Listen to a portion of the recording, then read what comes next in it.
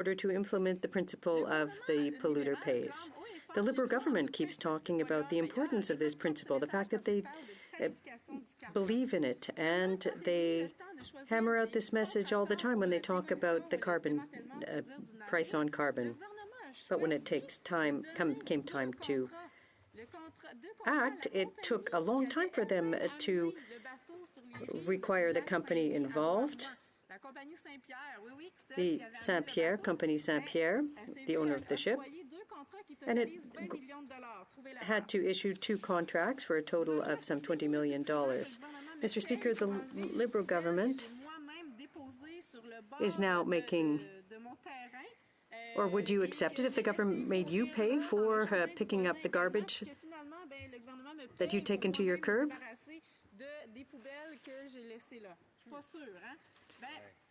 Well, I'm not sure that anyone would accept this type of situation. This was a type of situation that occurred with Saint-Pierre, the company, and it even was subject to a report on Infoman. The cost of this program is $1.25 million per year, but that's the budget over 5 years. And a few moments ago, it cost more than $24 million, as I mentioned. That's what it cost Canadian taxpayers for one vessel, and that wiped out the entire budget for all abandoned vessels in Canada under Bill C-64. That's completely ridiculous, Mr. Speaker. It's irresponsible as well on the part of the Liberal government. There are thousands of these vessels that need to be dismantled. So the budget is simply a drop in the bucket. It's unfortunate that the minister refused to consider all of the amendments put forth by Sheila Malcolmson at committee.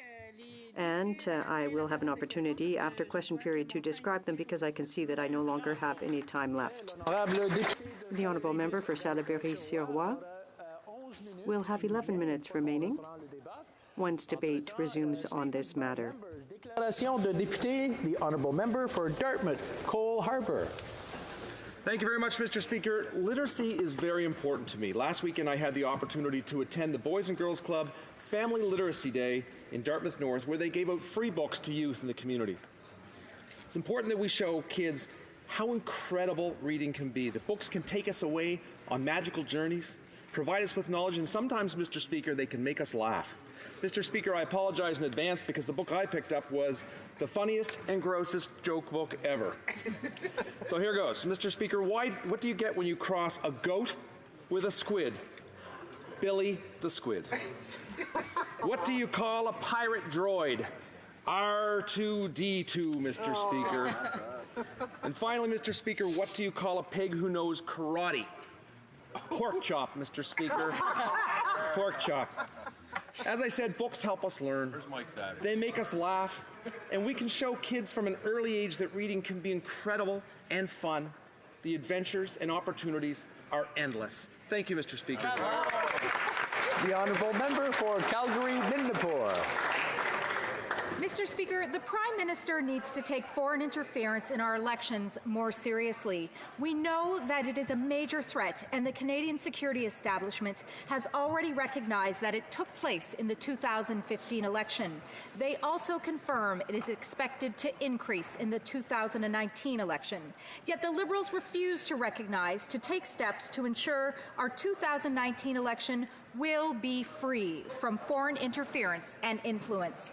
As Shadow Minister for Democratic Institutions, I am concerned not only by the lack of detail in their most recent proposal, but their historic refusal to take the steps necessary to protect Canadians, as demonstrated in C-76. On this side of the House, Mr. Speaker, we believe that every vote cast by a Canadian citizen matters. We will continue to fight against any attempt by foreign groups to undermine democracy in this country. Thank you very much, Mr. Speaker. Well, member for Sydney, Victoria. Thank you, Mr. Speaker. I rise today to recognize a resilient community in Cape Breton. Through recent tough times, they persisted and kept their spirits high. The community is the employees of the Sydney Call Centre.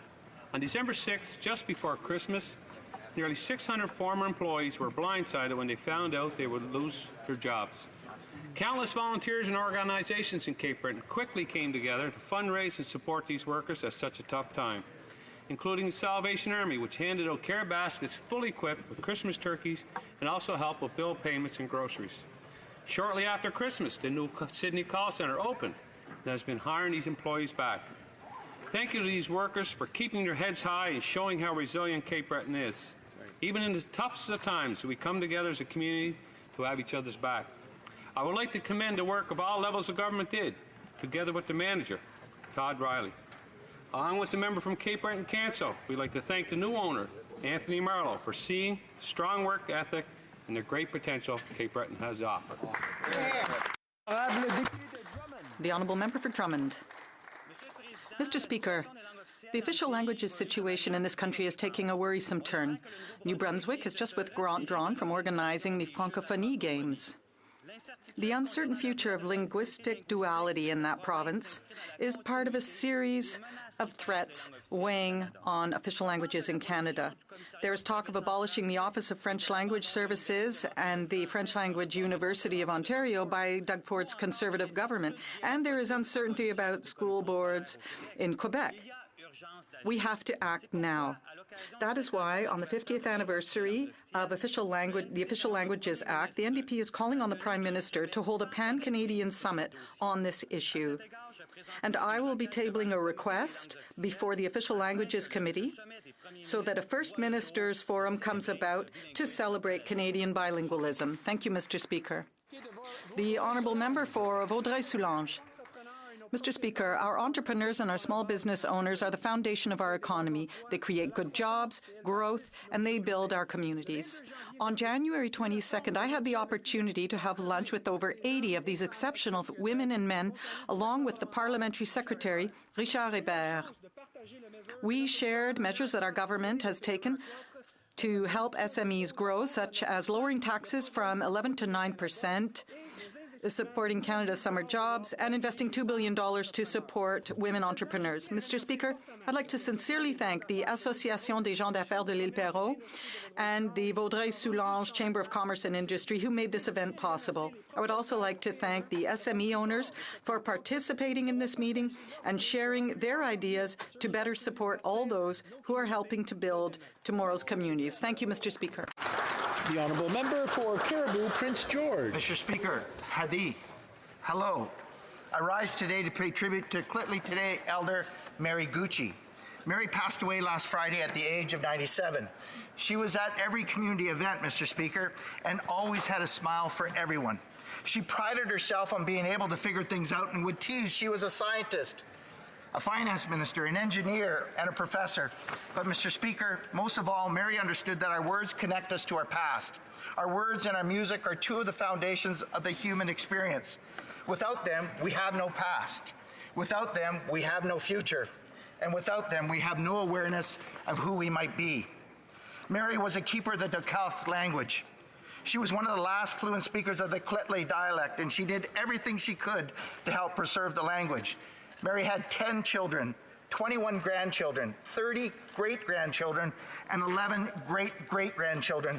But, Mr. Speaker, all of Prince George were her family, and she will be missed. Yakusta Bath in 10. God be with you. Member for Kitchener South Hespeler. Mr. Speaker, as we enter the Super Bowl weekend with the New England Patriots versus the Los Angeles Rams, I rise to recognize and congratulate Greg White, a teacher at Jacob Hespeler Secondary School and head coach of the Hespeler HoC senior football team. Mr. White is a recipient of this year's Riddell High School Coach of the Year award. He was nominated by football parents Jen Papke, Dennis Fleming, and Daphne Nuiz Hall, thanks to a local reporter, Mark Bryson, whose article about Greg White's award appeared in the Waterloo Regional this past Monday, Waterloo Regional Record. Mr. White was involved in starting up Hespeler football program in 1992. He led the Hawks to their first All-Ontario Championships in November, following an undefeated record of 12-0 this past season. Congratulations, Greg White, and well done, Hespeler Hawks. Bravo. Yeah. The Honourable Member for Bonavista, Buren Trinity. Mr. Speaker, I rise today to recognize and congratulate the athletes from my riding, many from very small communities that will be competing in the Canada Winter Games in Red Deer, Alberta from February 15th to March 3rd. From Bonavista, Sarah Diamond, Clarenville, Deidre Patey, Jillian Coates, Rachel Dean, Tyler Green, Susan Dean. From Glovertown, Heidi Simpson. From Musgrave Harbour, Roger Head. From New Harbour, Jennifer Pollitt. From Northern Bay, Nancy Oliver. From Port Union, Gary Blackmore. And Red Harbour, Kathy Senior. Will be competing, coaching, and managing our athletes in hockey, cross-country skiing, figure skating, table tennis, badminton, wheelchair basketball, and biathlon. I want to express the immense pride of all of our communities, and we cannot wait for them to bring home the gold. On behalf of all of the residents of Bonavista, Beer, and Trinity, and our entire province, best wishes for Team Newfoundland and Labrador in Red Deer, Alberta. Honourable Member for Central Okanagan, Similkameen Nicola. Mr. Speaker, I toured every part of my riding over the winter break, and what I discovered is that people are increasingly paying more because of the mistakes of this Prime Minister. Shameful. After record investment to create the rapid bus transit system, as we have no rail in the Okanagan, this Prime Minister killed the public transit tax credit. Oh my God. That costs people more to ride the bus. In rural communities like Karameas, they get hit hard with an ever-increasing carbon tax, and they have lost Greyhound service. Merritt has lost one lumber mill, and the other is facing pressures, and this Prime Minister could not get a softwood lumber deal done. Small family wineries are worried because this Prime Minister capitulated, and now USA wines will be sold in licensed BC grocery stores. Local governments that have community benefit agreements with the Trans Mountain Pipeline have had to shelve important projects because this Prime Minister has made no progress. There's a pattern here that all points to people paying more for the ongoing failures of this government and this Prime Minister. Good job. For Canada, Carlton. It's February 1st, Mr. Speaker, and we all know what that means. Winterlude starts here in Ottawa. Les cérémonies d'ouverture vont marquer plusieurs There will be opening ceremonies that will mark the beginning of canal skating with crepes breakfast, Ottawa's famous beaver tails, ice sculptures, and all kinds of family adventures.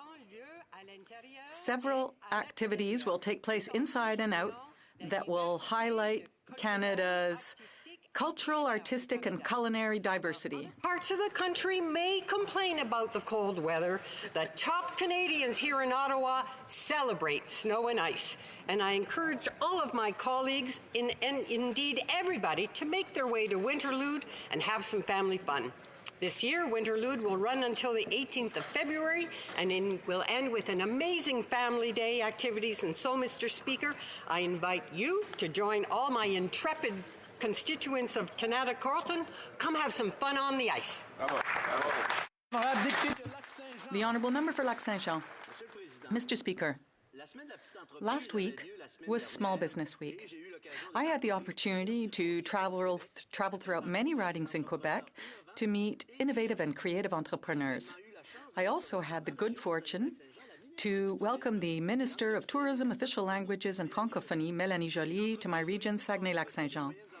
Tourist businesses are small and medium businesses that contribute to the economic development of our regions. The tourism industry represents approximately 8,000 jobs in the region of Saguenay-Lac-Saint-Jean. My region is renowned for its natural environment in both winter and summer, whether it's Indigenous tourism in the community of Mashtuas or Saint-Félicien Zoo or the Blueberry Bicycle Trail. I am proud to represent a riding in a region renowned for its legendary welcoming spirit and natural riches. Welcome to Blueberry Land. Before moving on to the next speaker, I would just like to remind members that one must never refer to the name of a member or to his or her position. So just a quick reminder for those of you who may have forgotten that over the Christmas break. Thank you, Mr. Speaker. The hardworking families in my riding of Markham Unionville are worried. They are worried about Justin Trudeau's out-of-control spending, the tax Remind everybody about what I just said. I'll say it in English this time. That when we're referring to someone in the House, we refer to them by their title, not by their name. The honourable member, I'll let him continue.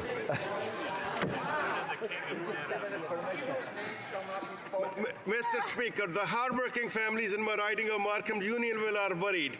They are worried about PM's out-of-control spending, the tax hikes, and failure to get things done on the issues that matter most to them.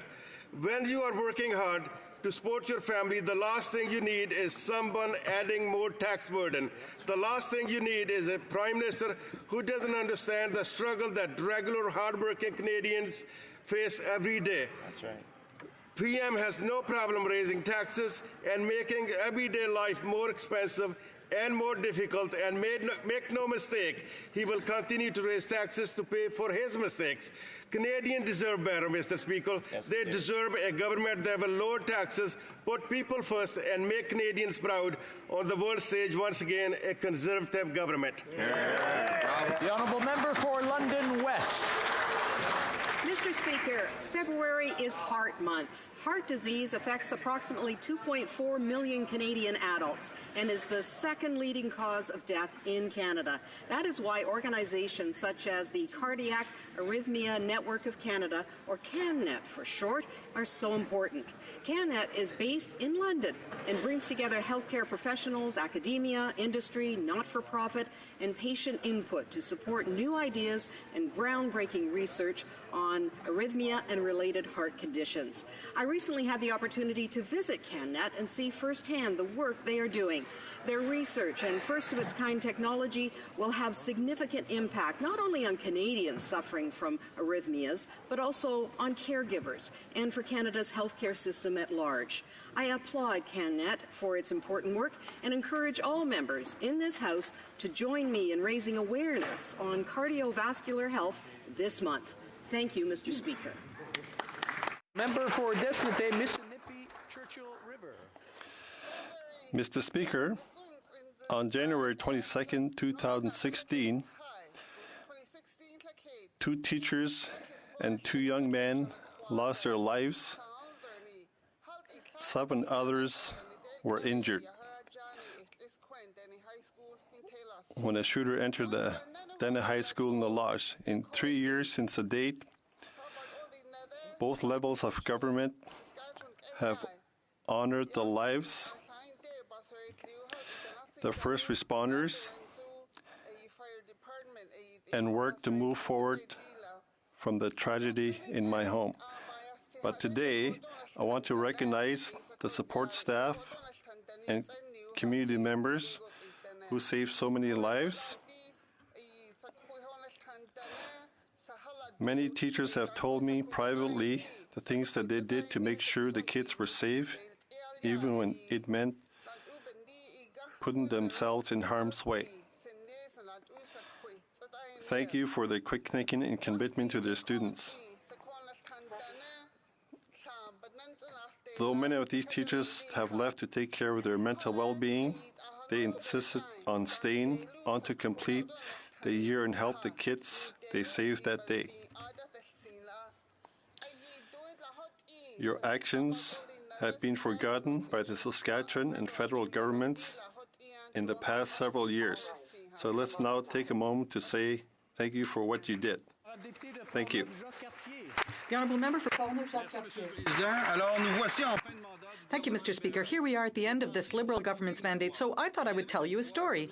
Once upon a time, there was a Prime Minister who said he was a leader, a champion for the environment, for Indigenous peoples and veterans. He talked about budgets balancing themselves and how his government would help all those who are working hard and the middle class. He even said that Canada was back on the international stage. We all remember his colorful trip to India, his relationship with Saudi Arabia, China, and our main economic ally, the United States. What a story, Mr. Speaker. What a disaster. The sad truth is that after 3 years, the Prime Minister has done nothing in Canada's interests. He doesn't keep his word. He doesn't honour his commitments. On top of that, after only 3 years, he has left us with an out-of-control astronomical deficit. For Fortunately, this is a time of economic prosperity. But speaking of fortune, Mr. Speaker, Canadians are, in fact, fortunate. On October 21st, they'll be able to choose a real government, a conservative government, with a real prime minister, a prime minister who will give us Canadians back the pride and prosperity they deserve. The Honourable Member for Hull-Elmer. Thank you, Mr. Speaker. For the 4th year in a row, I'm rising in this House to invite all Canadians to celebrate Black History Month. Over the past 4 years, I have met dozens of community groups, hundreds of leaders, academics, professors, and workers. We once divided ourselves into narrow interests based on where we or our ancestors came from. More and more, we are a woke community that is working together to achieve a common interest, to be equal and to be treated as equal.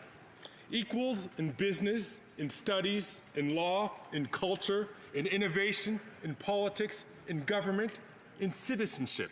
Equal in citizenship. I encourage all Canadians to participate in Black History Month events. I say standing still is a luxury we cannot afford. Get more involved. Representation matters, not only in government, but in every nook and cranny of our society.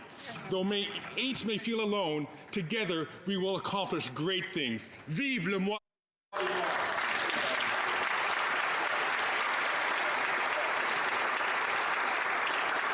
Oral questions. Question orale. The Honourable Member for Carleton. Before the election, the Prime Minister said the budget would balance itself by this year. After the election, we found out that there would be a $20 billion deficit this year. Before the election, the Prime Minister said the deficit would be gone by 2019. After the election, we learned that won't happen until the year 2040. Before the election, the Prime Minister now is promising goodies. After the election, we know that will come with higher taxes. Will the government tell Canadians before the election how much it will raise taxes after the election? The Honourable Parliamentary Secretary to the Minister of Finance. Before the election, the Conservatives added $150 billion to Canada's debt. Mr. Speaker, before the election, the Conservative government failed to produce growth, to generate growth in this country, and saw the worst record on practically every economic indicator since the Great Recession.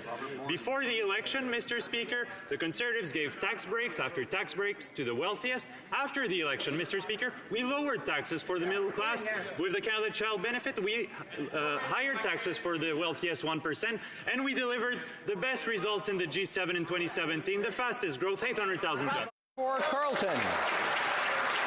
Actually, the Conservative government before the last election led our country out of the greatest global recession since the 1930s, with the lowest debt, the lowest unemployment, and the greatest job growth. And as for the debt, they on the other side said, spend more, spend faster, build up more debt. Good thing we ignored them and left them with a balanced budget. Now, we know that the growing deficits that the Prime Minister is imposing on Canadians today will lead to higher taxes tomorrow if, God forbid, that party is re-elected. Why won't they tell the truth about that before the election? The Honourable Parliamentary Secretary to the Minister of Finance. Thank you, Mr. Speaker. Let's look at the facts. Canadians have seen their taxes decrease under this government, and I'm looking at what the OECD came out with this last summer, saying that an average Canadian family is getting $2,000 more in their pockets under this government this year than they were under the previous government. So focused were they on giving tax breaks after tax breaks to the wealthiest Canadians. We took a different approach, and yes, we did invest in science after they left us a deficit in investments in science and infrastructure in our First Nations people, Mr. Speaker. We took a different approach. We decided to invest, and the results speak for themselves. Thank you, Mr. Speaker. Bravo. Member for Carleton.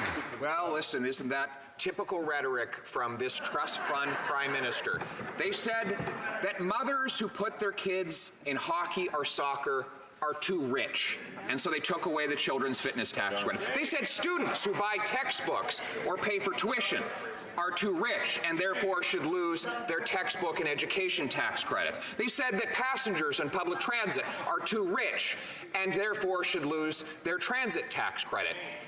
But they protect the family fortune of the Prime Minister. Isn't that just a little bit rich coming from them? The Honourable Parliamentary Secretary. Mr. Speaker, the tax credit he's referring to failed. They didn't work to increase public transit use. They benefited the wealthiest, and yes, Mr. Speaker. Yes, Mr. Speaker. According, Mr. Speaker, to all studies that have been done, according to all studies that have been done on these tax rates, they were ineffective. The Canada Child Benefit, on the other hand, is lifting 300,000 kids out of poverty in Canada, reducing child poverty by 40%. And he should ask in his writings what difference it makes to get the Canada Child Benefits that's tax-free, that's more generous, and that's lifting all these kids out of poverty. It's making a... Before I go to the next question, which I'm sure is going to be an outstanding question, and we're going to get an outstanding answer, but I would certainly like to hear it, and I want to remind everyone how the sound works well in here, that when you're whispering even, it prevents the speaker from hearing the answer. The Honourable Member for Louis Saint Laurent. Mr. Speaker, this week I took the bus in Ottawa and also in Quebec in the riding of Louis Hébert, and I can tell you I didn't meet any millionaires in the bus. Now, I don't want to be a downer here, but I've got some bad news. Unfortunately for the Prime Minister, budgets don't balance themselves. And unfortunately for Canadians, they have been taken to the cleaners by the Liberals, who tried to make them believe that the balance would be that the budget would be balanced by 2019, but that's not true. When will it be balanced? The Honourable Parliamentary Secretary to the Minister of Finance. Mr. Speaker, when it comes to deficits, it's important to remember that the debt-to-GDP ratio has been going down steadily. Thanks to the investments we've made, we've seen very strong economic growth in Canada, the strongest in the G7. We've had 800,000 jobs created in the last 3 years. Now, just to clarify something about the tax credits, I'd like to mention this article from the CBC, which did an analysis based on the PBO's report. They said that the public transit tax credit did nothing to increase public transit use. The sports credit did almost nothing to increase sports participation, and it helped wealthier families. The Honourable Member for Louis Saint Laurent. Mr. Speaker, I would invite my colleague across the way to take the bus with me next week, and then maybe he can see some of the people in the bus, and maybe he can tell them, look, the CBC says that you were taking advantage of the system. Well, good luck with that, Mr. Speaker. Good luck. The reality is this, Mr. Speaker. For 3 years, they tried to make Canadians believe that budgets balance themselves and that it would be balanced in 2019, but that's not the case, Mr. Speaker. Once again, what is the government's plan to balance the budget as promised? The Honourable Parliamentary Secretary. Mr. Speaker, I'd be curious to see the families in his riding who were using the public transit tax credit, and I would be happy to go to his riding and to meet the over 21,000 children whose families are receiving $68 million per year in the Canada Child Benefit. That's what's really making a difference. For Essex. Mr. Speaker, in 2015, the Liberals campaigned on a progressive platform. People expected change, but all they got from this Liberal government is an economy that just doesn't work for them. Plant closures and precarious work have left many people on shaky ground. Today, Canadians are faced with some of the biggest personal debt in decades. And instead of helping them get through it, the Liberals give billions away to corporations. How exactly is this a change from the Conservatives? How can this Prime Minister pat himself on the back while Canadians are struggling to pay their bills? The Honourable Parliamentary Secretary to the Minister of Finance. Thank you, Mr. Speaker, and I would submit to the honourable member that... Oh, really? I just wanted to stop the Honourable Parliamentary Secretary so we could all hear the Honourable member's conversation between the two of them across the floor, which really shouldn't be happening. So I just want to remind them not to shout across the floor while there's a question being asked or answered. The Honourable Parliamentary Secretary. Mr. Speaker, I would submit to the honourable member that our focus from day one has been helping the middle class and those working hard to join the middle class. That's why we lowered taxes for the middle class. That's why we increased the Canada Child Benefit, made it tax-free. That's lifting 300,000 kids out of poverty, Mr. Speaker. That's why we increased the guaranteed income supplement that's helping close to 1 million seniors across the country with more money at the end of the month and at the end of the year. That's the approach we've taken, smart investments to make this society a more just and equal society. Thank you, Mr. Speaker. Or for Essex. Mr. Speaker, they just don't get it. Canadians are feeling let down by this Liberal government. They don't want to wait any longer, and they shouldn't have to wait for action on things that matter to them. If this Prime Minister was on the side of Canadians, he would have invested in solutions that people need: housing, universal pharmacare, and secure retirement. Instead, like the Conservatives, he chooses to give billions away to the rich while everyone else struggles. If this Prime Minister is really proud, how can he be standing up when Canadians are $200 away from bankruptcy? The Honourable Minister for Infrastructure. Canadian, Mr. Speaker, because what the member does not understand is that we've made historic investment in Canadians, $187 billion, Mr. Speaker, in mobility and connectivity. We're building roads, bridges, we're building community center, we're giving work to workers, families, communities are seeing better. We're building the Canada of the 21st century, Mr. Speaker, green, resilient, and modern. That's investing in Canadians. That's what we're doing. That's what we'll continue to do. The Honourable Member for Drummond. Mr. Speaker, the Parliamentary Budget Officer's report has confirmed what the NDP has always said. Buying the Trans Mountain Pipeline was not a good decision. The Liberals overpaid for outdated infrastructure that will only lose value. Canadians are facing record debt levels, and instead of helping them, the Liberals are choosing to take our money and buy an aging pipeline. Can you believe it? Why are the Liberals always choosing to help big companies instead of the people who really need help? The Honourable Parliamentary Secretary. Thanks, Mr. Speaker. When 98% of our oil exports are going to the U.S., Canadians understand that we need to diversify our markets in order to get a fair price for our resources and create good jobs in Canada. The government trusts our energy sector, and we will continue to move forward with the Trans Mountain Pipeline while protecting the environment and leading constructive consultations. The Honourable Member for Drummond. Mr. Speaker, when they bought Trans Mountain, the Liberals broke their promise to protect the environment and to fight climate change. And according to Équiterre, every dollar invested in renewable energy generates 6 to 8 times more jobs than a dollar invested in fossil fuels.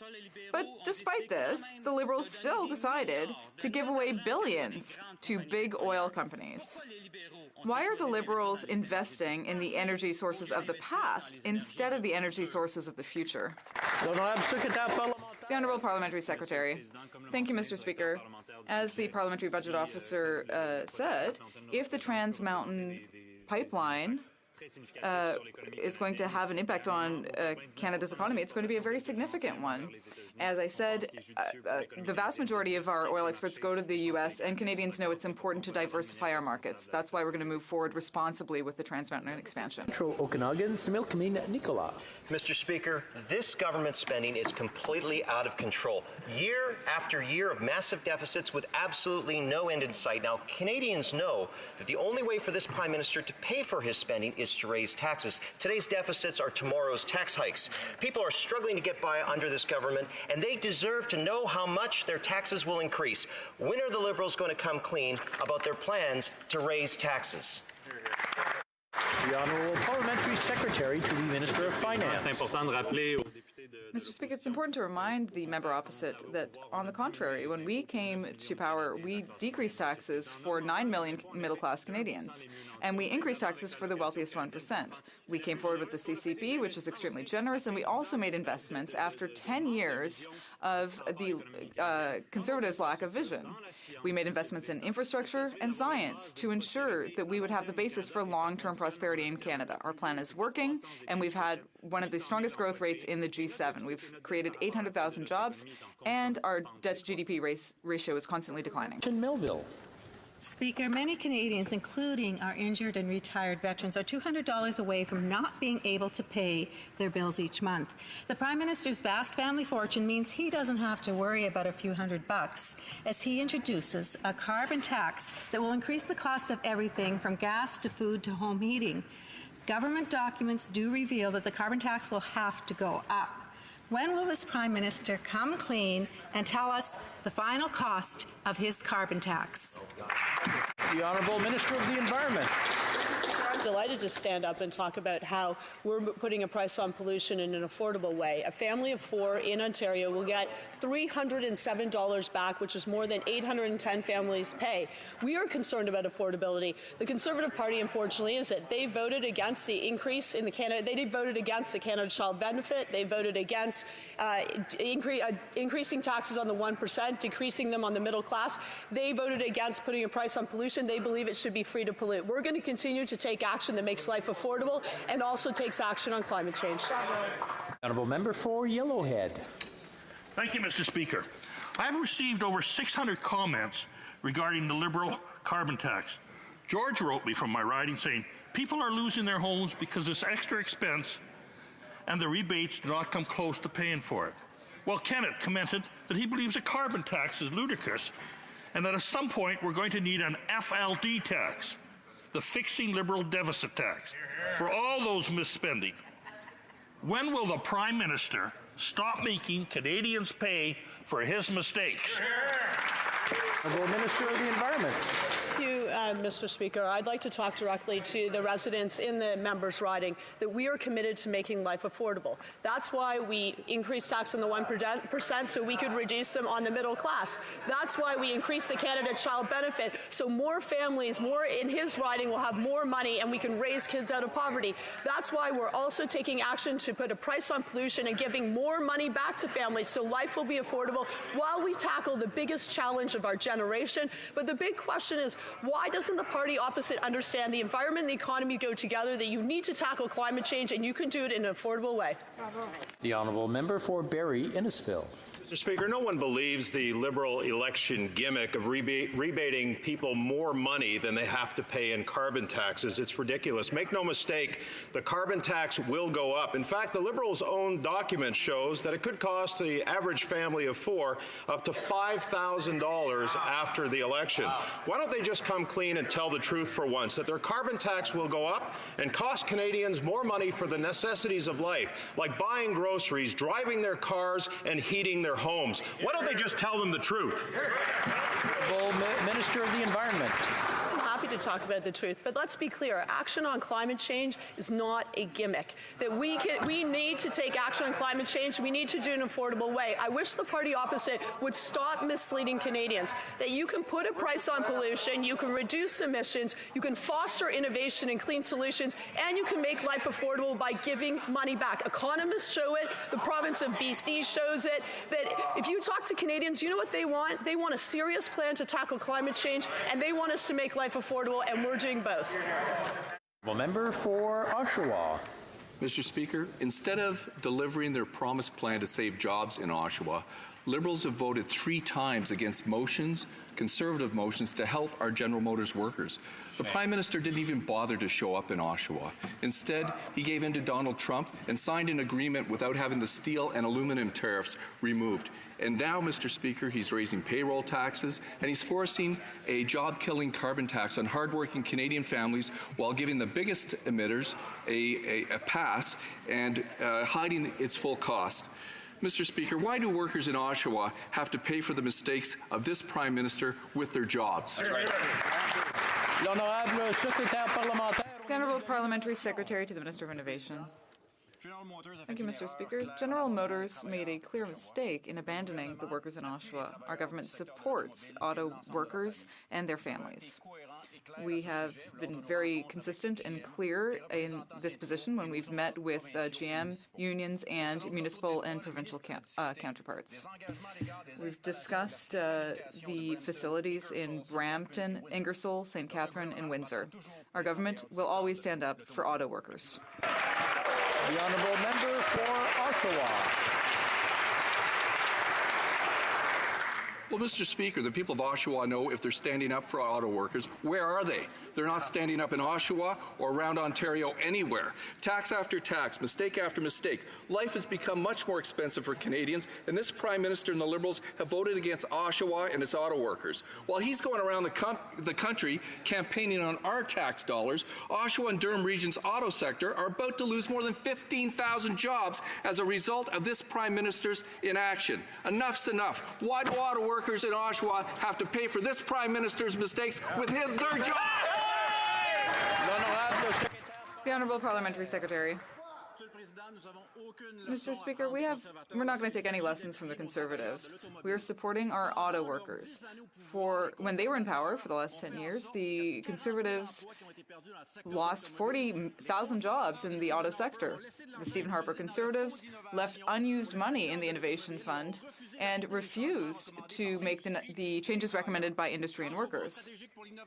Thanks to our Strategic Innovation Fund, we are making significant investments for our highly skilled workers and for the future. Member for Desete, Mississippi, Churchill River. The Liberals are doing nothing to help the homeless in northern Saskatchewan. Scattered sites served a record number of meals last year. Now they're being forced to find a new building to meet the growing demand in La Ronge. The people who rely on shelters like these are elders, young children, families, and students. Meanwhile, the Liberals are all talk and no action. When will the Liberals commit serious and concrete funding to help the homeless in La Ronge?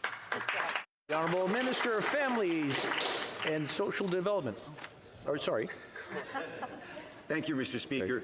As you see, many members of our government are most interested in issues towards constructing more affordable homes for all Canadians, and that also means reducing chronic homelessness in our country. One Canadian on the streets in this country is one too many, and that's why we are going ahead with our historic plan to fight homelessness by at least 50%, by investing in communities across Canada, and by doing this in partnership with many others who have waited for so long for renewed federal leadership and partnership on housing. Member for Saskatoon West. Mr. Speaker, news of the Canada Housing Benefit led the Sask Party government to end its rental supplement for low-income people. This is a small subsidy that made a big difference to keep people in good homes. Many living in my riding, like Roberta Fair, need support to keep their housing affordable. Otherwise, homelessness will become a reality. It's wrong to make people wait until 2020 to have a roof over their heads. Will the Liberal government take action now, not later, to help people like Roberta? Thank you. The Honourable Minister. Thank you, Mr. Speaker. From day one, we have made it very clear that we believe that every Canadian has a right to have access to a safe and affordable home. That's why we invested since 2016 $5.7 billion, helping 1 million families have access to the home that is so important for themselves, for their families, and for their communities. That's why we're going to invest $40 billion in the next 10 years for the first ever historic national housing strategy, which is going to transform the way in which the government of Canada is going to be helpful for communities across Canada. Member for Sturgeon River Parkland. The Parliamentary Budget Officer has reported that the value of the Trans Mountain Pipeline has dropped by $700 million because the Prime Minister failed to get the project built. And that's just the beginning. Every day of delay means fewer jobs for energy workers, and it's costing our economy millions. When will the Prime Minister stop making Canadians and energy workers pay for his mistakes? The Honourable Minister of Natural Resources. Mr. Speaker, Canadians understand that we need to reduce our dependency when it comes to exporting our oil to the United States. We need to expand our global market, and that's exactly what we are focused on. We are moving forward on the Trans Mountain Pipeline expansion in the right way, with meaningful consultation with the Indigenous peoples, at the same time making sure that we're looking after the environment. This is a project that's very important to the Canadian economy, but the only way to move forward on this is making sure that we respect Indigenous peoples and we respect our environment. Right on. Honourable Member for Calgary-Midnapore. Mr. Speaker, the Prime Minister's lack of leadership on the Trans Mountain Pipeline has already cost Canadians $4.5 billion. Now, the Parliamentary Budget Officer has confirmed that if the Prime Minister does not get this project moving, taxpayers will continue to lose up to $1 billion every single year. Yet 9 months have gone by and the Liberals still have no plan in place.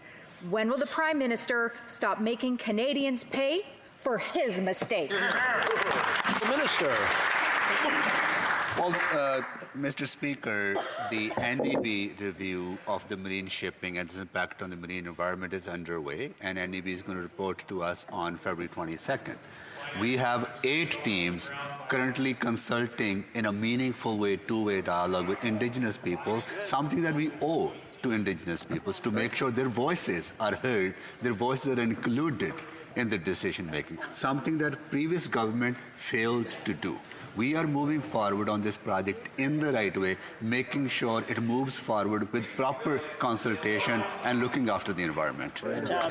Number 4, Foothills. Mr. Speaker, Canadians can no longer afford to pay for this Prime Minister's pipeline mistakes. Nope. The Parliamentary Budget Officer said clearly the Liberals grossly overpaid for the Trans Mountain Pipeline, and every single year construction is delayed, costs Canadian taxpayers another $700 million. Wow.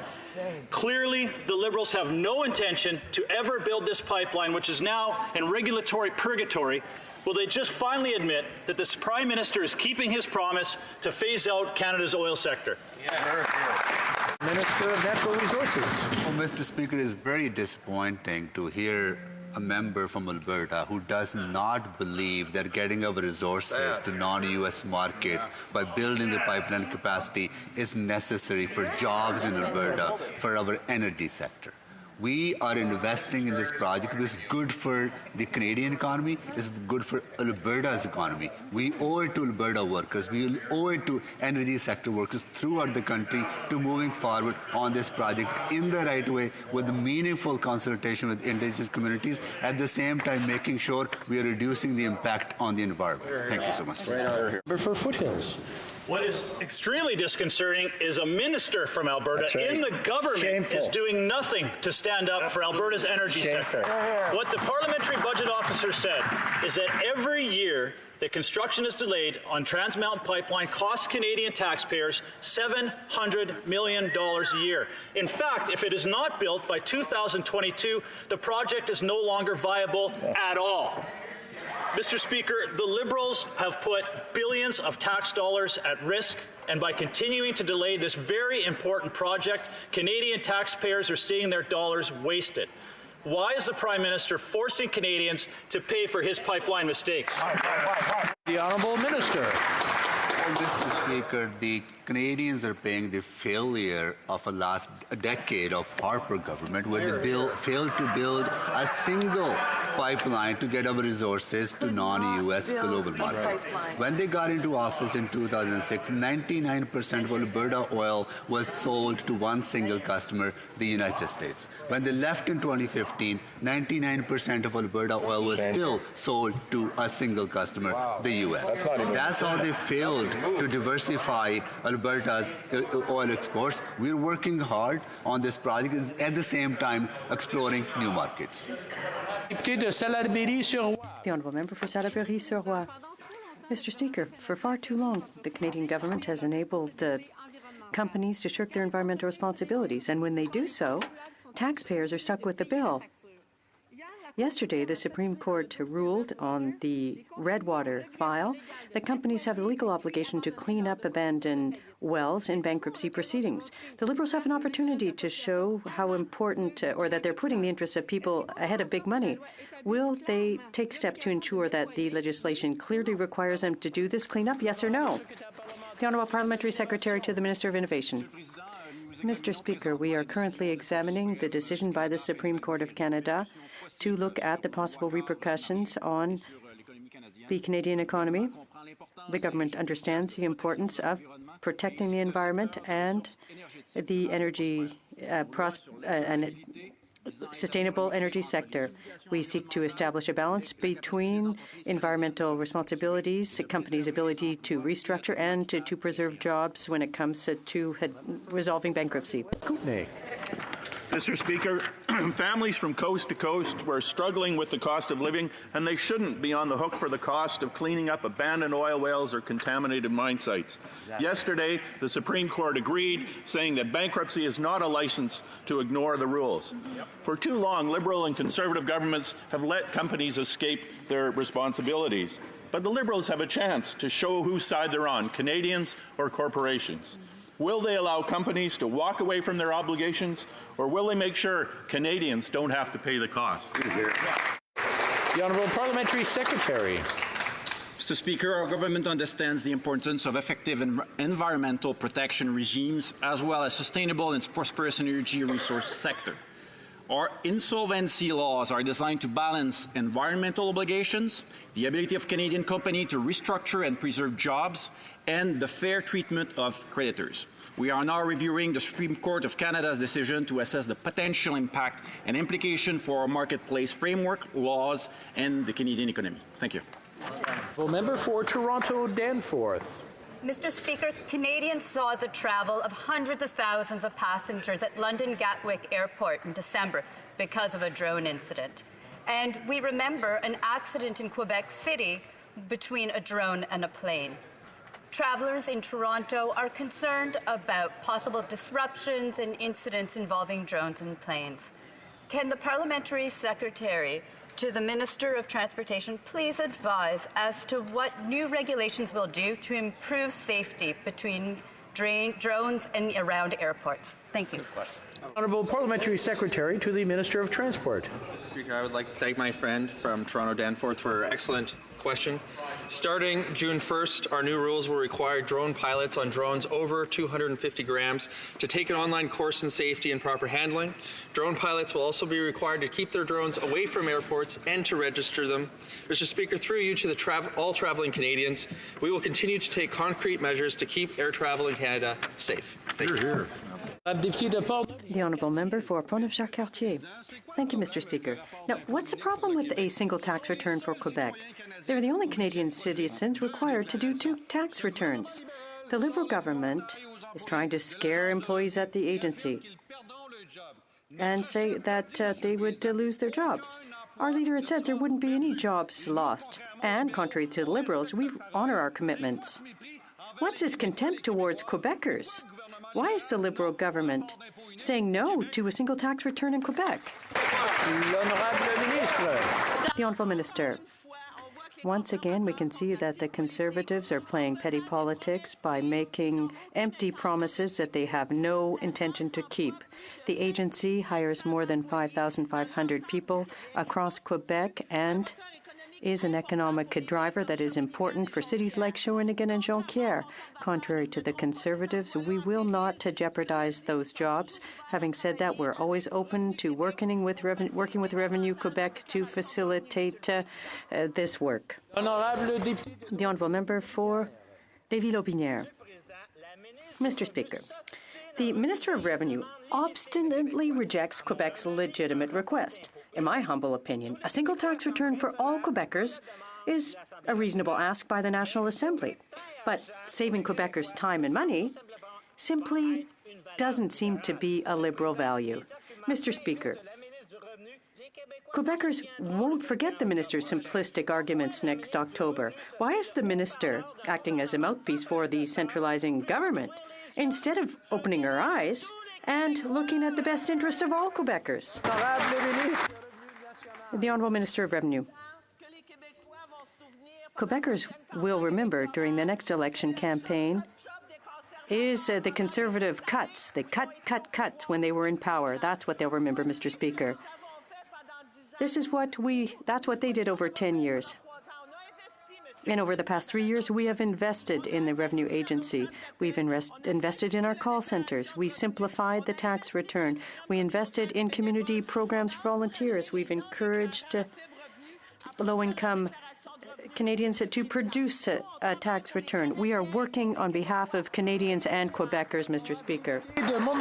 The Honourable Member for Montmagny-Lise-Kamouraska-Rivière-du-Loup.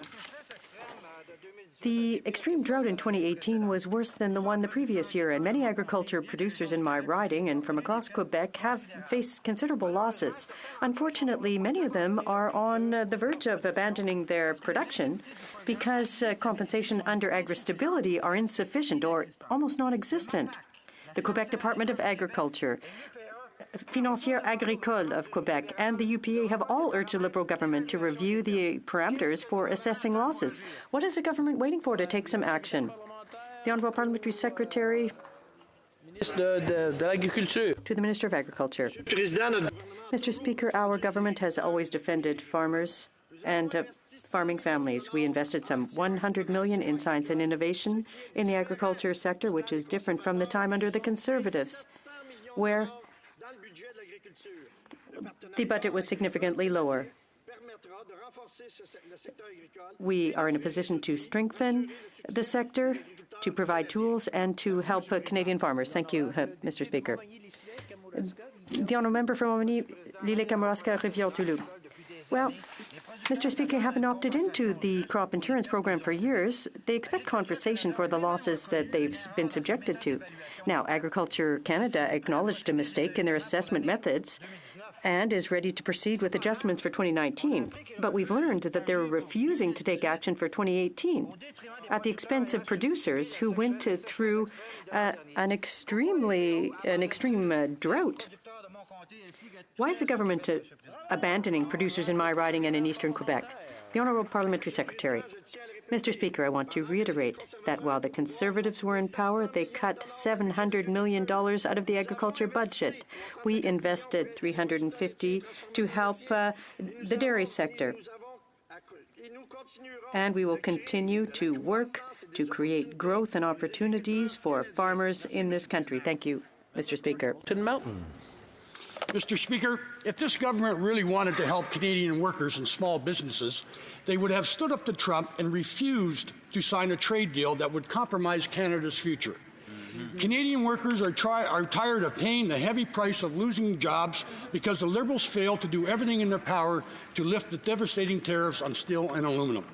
These tariffs have caused layoffs, and some companies are being forced to close shop across the country. Why are the Liberals refusing to stand up to Canadian steelworkers and small businesses? Honourable Parliamentary Secretary to the Minister of Foreign Affairs. Thank you, Mr. Speaker. The illegal and unjustified U.S. tariffs on Canadian steel and aluminum must be lifted. That is a message we are delivering to the United States, and it's working. Last month, U.S. lawmakers from both sides of the aisle told U.S. Trade Representative to lift these tariffs. Just this week, Kevin Brady, a top-level Republican, said they must be lifted before Congress considers the new NAFTA deal. Right. We will never stop fighting for our workers and against these tariffs. Exactly. Thank you. For Courtney Alberni. Mr. Speaker, we've heard about unaffordable housing in big cities, but Courtney has now joined the ranks of the world's least affordable housing markets. Marcy, a single woman from the Comox Valley, was living in her van and finally found a camper to live in, but it's not on properly zoned land. There is nowhere to live in the community, and she's been living in fear that she'll be evicted. And sure enough, this week, she's been told that she has to move. The Liberals might pat themselves on the back, but the reality is people still have nowhere to live. How can they spin their talking points when people like Marcy have nowhere to go? The Honourable Minister of Families, Children and Social Development.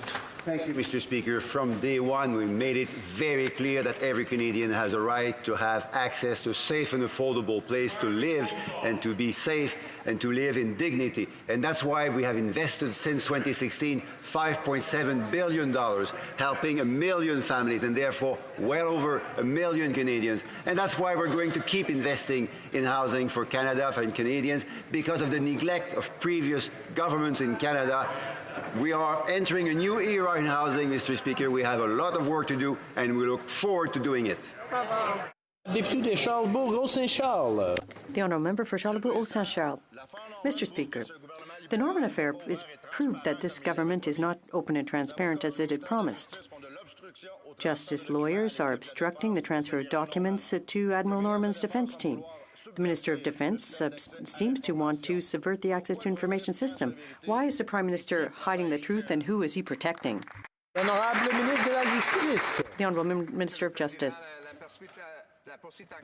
Mr. Speaker, the prosecution office is independent of the government and my office. They are looking after this affair. It is fulfilling all obligations before the court when it comes to the communication of documents. This matter is before the courts, and it would be inappropriate to make any further comment on it. Member for Durham. Mr. Speaker, the Chief of Staff to the Minister of Defense was on the stand at the Norman trial yesterday. Ms. Astervas was questioned about efforts in the Prime Minister's office to delay the documents in the Norman trial. Can the Prime Minister assure this House that there was no coordinated effort to delay this court case until after the election? The Honourable Minister of Justice. Speaker, as I just said in French, the prosecution in question is being handled by the Public Prosecution Service of Canada, which operates independently from the Department of Justice and my office.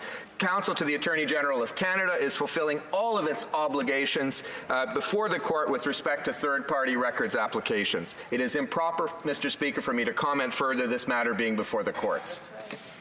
The Honourable Member for Durham. Mr. Speaker, what's improper is that the Prime Minister moved the Dalton McGuinty Kathleen Wynne team to Ottawa to help run his office, including Ms. Astervas. She was part of the Liberal team in Ontario that used code words like apple, fruit salad, and vapor to delay and prevent the release of documents in the gas plant scandal. I see a pattern, Mr. Speaker. It's clear the same thing is happening now in the case of the Kraken. Right on. Oh, I'm sorry, Mr. Speaker. That's the code word for Admiral Norman. When will the Prime Minister stop doing things from the Kathleen Wynne cover-up playbook? The Honourable Minister. Mr. Speaker, as the honourable member well knows, according to the sub judice principle, best articulated by former Member of Parliament Peter Van Loan, members are expected to refrain from discussing matters before the courts or under judicial consideration in order to protect those involved, in order to give them the ability to have a fair trial and to be heard in court. Mr. Speaker, the matter will be tried in court, and according to Mr. Van Loan, it is not only improper for me to answer, it is improper for the honourable member to ask the question. That's right. The Honourable Member for London North Centre. Mr. Speaker, with winter holidays upon us, many Canadians are considering a holiday in the South. Children and social development tell this House how this government is making it easier for Canadians to access passport services regardless of where in Canada they live. Thank you, Mr. Speaker, and I'd like to thank the member for London North Centre, for his question and his excellent French and for his hard work.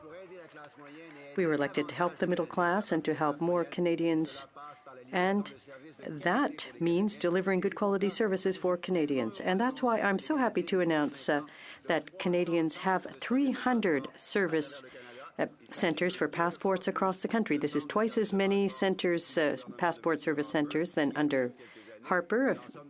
And we are very proud because the Canadian government is serving Canadians. The Honourable Member for Chicoutimi-Lefleur. Mr. Speaker, the tariffs on steel and aluminum are hurting companies. The Liberal government promised compensation to support the steel and aluminum sectors, and companies are still waiting. The government collected $1 billion in the retaliatory tariffs. So why, Mr. Speaker, are steel and aluminum companies in the Saguenay and across the country still paying for the Prime Minister's mistakes, the mistakes he made while negotiating? The Honourable Parliamentary Secretary.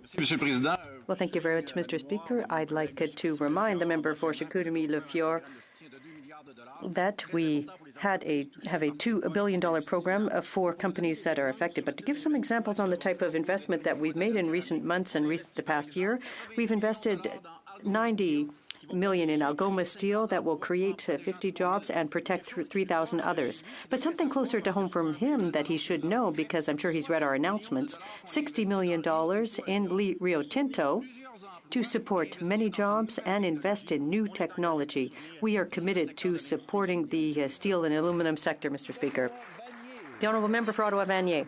Government has said that it is a small business-friendly government committed to helping small businesses start up, scale up, and access new markets. Dans ma circonscription d'Ottawa, in my riding of Ottawa-Vanier, small businesses hire and employ a great number of people and contribute to stimulating the growth of our local economy.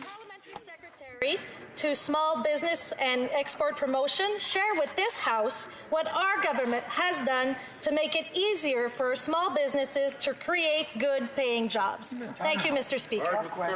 The Honourable Parliamentary Secretary. Well, thank you very much, Mr. Speaker. Small businesses are the backbone of our economy, and the government is working hard to make that easier for them. We have cut the tax rate for small business to 9% as of the start of January, in order to help them save money and to give them the lowest tax rate. We are cutting burdens, administrative burdens, and reviewing regulations in order to simplify business. Mr. Speaker, the Conservatives often say that they supported businesses, but we saw that they abandoned them during their 10-year period.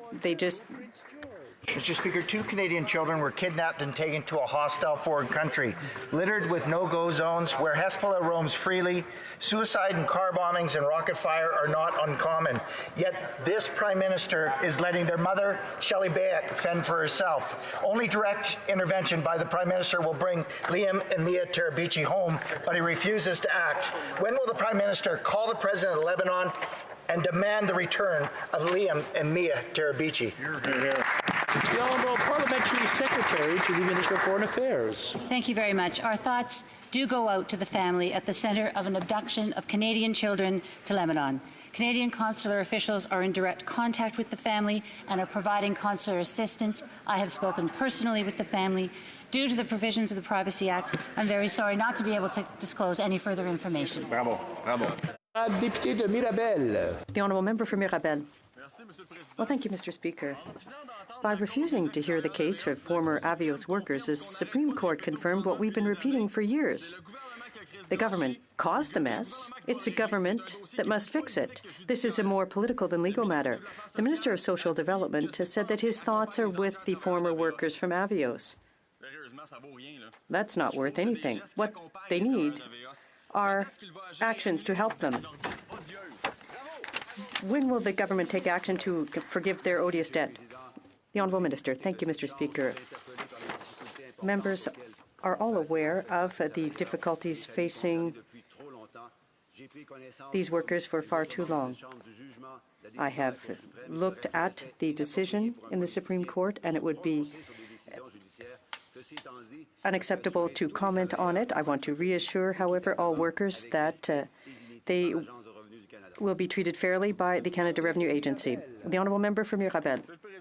Mr. Speaker, yesterday, to show that he wasn't heartless, the Minister of Social Development pretended to be quite unfamiliar with the Avios file.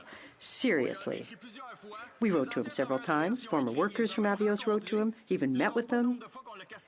And I can't even count the number of times we've questioned him about it here. $20 billion for the oil companies. Compared to that, $4 million for Avios is pocket change. Is he going to do the right thing and forgive the debt? The Honourable Minister. Mr. Speaker, members in this House were all elected to represent their fellow citizens. We are all listening to their needs. We are saddened by the difficulties they are facing. We are here to serve them. As I said yesterday, comes under from the legal field. All I can add today is that the minister responsible for the Canada Revenue Agency will work hard with all workers facing difficulties so they are treated fairly and with respect and dignity. The Honourable Member for Repentigny. Each year, Mr. Speaker, each year, farmers are concerned because they can't hire temporary foreign workers in time for the harvest season because of delays caused by Ottawa. And clearly, the government hasn't done anything to resolve the problem because this year, processing delays from Quebec more than doubled. So what will the minister do today so that in the summer our farmers can not only recruit workers, but that the workers arrive before the crops rot in the fields? Honourable Parliamentary Secretary to the Minister of Employment and Workforce Development. Mr. Speaker, a government that's helped create 800,000 jobs in this across the country, 190,000 jobs in Quebec alone. That has put pressure on the workforce in Quebec, and we're working with the government of Quebec. The processing, we've put additional resources. After having experienced the conservative cutbacks over the last number of years, we've reinvested in those that are able to process, enter data, and we hope that we're able to support those farmers that need those workers. Member for Nunavut. Thank you, Mr. Speaker. My question's for the Minister of Indigenous Services. $700 million missing. That's what was identified by a media analysis of this government, of the spending of your government's infrastructure program. And that reporting gap was directly attributed to an ongoing failure by your department and Crown Indigenous Relations and Northern Affairs to report details of their spending. Nunavut has a huge infrastructure gap, particularly social infrastructure. So I have to ask, where is this missing $700 million and why hasn't it been invested in these desperately needed projects? Thank you, Mr. Speaker. I want to remind the honourable members to place their questions through the Speaker, not to the Speaker, just to facilitate things. The Honourable Minister of Indigenous Services. And I thank the honourable member from Nunavut for that question. We are making significant investments in Nunavut in conjunction with our Indigenous partners. For instance, we've invested some $27.5 million over 5 years to eliminate tuberculosis by 2030. We're working with our partners and have invested $189 billion over 10 years in a Nunavut wellness agreement, as well as $8.4 million this year alone for mental health support for Inuit. But we understand, too, that significant investments require accountability, and I will continue to work with the honourable member and with local partners to make sure that we have that accountability for his constituents and for the people of Nunavut. Thank you. I believe that the member for Mirabel has a point of order. Yes, Mr. Speaker. I think I